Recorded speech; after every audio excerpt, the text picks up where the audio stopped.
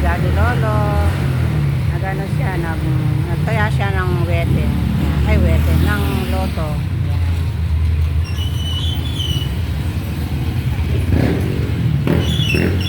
Tulungan mo sila ng ganito. Yan ako sa likod, mainit.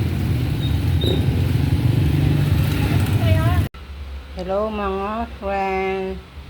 Ito, magsasangkap tayo uli ng gagawing karyoka. Ayan. Ayan, tsaka yung ating mga gamit. Ayan, yung ating pangtuhog. Yung ating sugar. Ano? Sandali lang. Meron tayong bagong ginawa ngayon, yung dineliver natin. Ito, ganito, oh. Nilakihan ko na yung karyoka natin. Karyoka with ube. Ang, ano nito, ube. Ayan. May sahog tayo. Ano, ang palaman niya, ube. Ayan. Ito yung dinideliver natin. Doon sa ating, doon sa ating pinagka-deliveran tuwing umaga.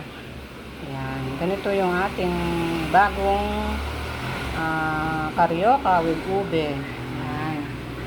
Yung keso, naubos na yung keso. Kaya ube naman ang ating ipapalaman. Ayan. Ito yung mga bagong ano natin. Para maiba naman. Pero yung iba, gumagawa din ako yung tinutusok ko ng 3 piraso. Ayan.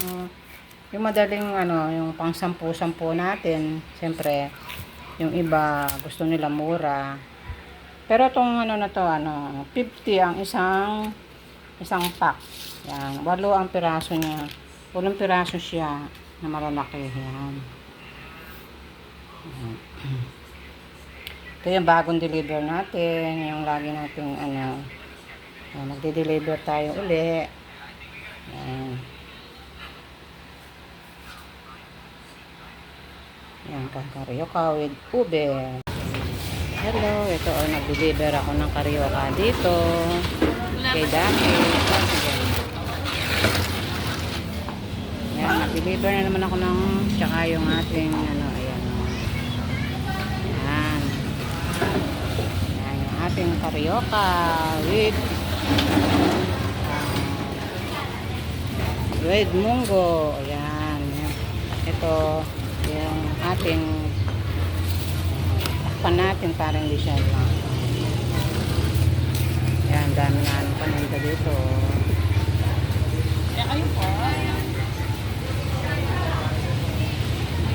Kaya karyoka teng, makiup. Ay, tayo pa na nilanin. Ay, sorry, nilanin gama mo. Ha?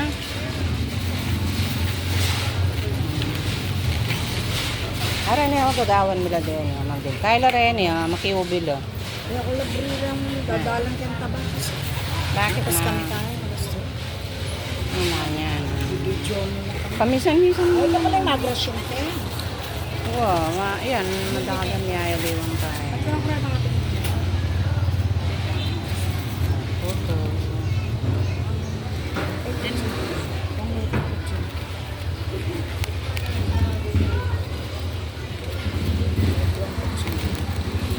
Ayan, kami kasing gagawa ka.